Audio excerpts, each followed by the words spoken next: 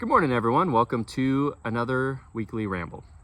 Today I want to talk about grinders. So I get a lot of questions about grinders and grinding and pre-ground and whole bean. And a lot of people, I think there's a misconception. A lot of people say, well, I've heard you always got to buy whole bean. Whole bean's fresher, whole bean's better.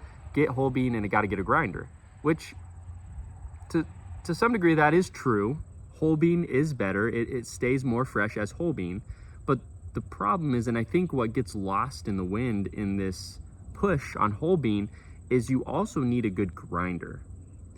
If you go and get just a cheap blade grinder, the problem with a blade grinder, the problem with blade grinders in general, is they don't provide consistency. And if you don't have a consistent grind, meaning when you go to hit it with a blade grinder, it just shreds the bean apart. So some pieces are big, some pieces are small. The problem with that is ultimately you're getting an inconsistent grind, so you're going to draw inconsistent flavor. So every cup you brew is going to be different. You're going to get different notes from the different grinds, because a coarse grind is meant for like French press, and a fine grind espresso, and you're mixing all that in your drip brew. So what I tell people, unless you're willing to buy a nice grinder, just get pre-ground, honestly. And I get it. If you don't want to spend money on a nice grinder, I get that, then no problem.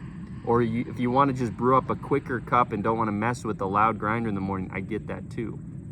That's totally fine. But if that's you, then honestly, just get fresh pre-ground coffee.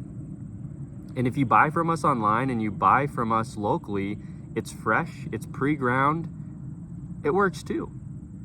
But unless you're willing to buy a nice Berg grinder, don't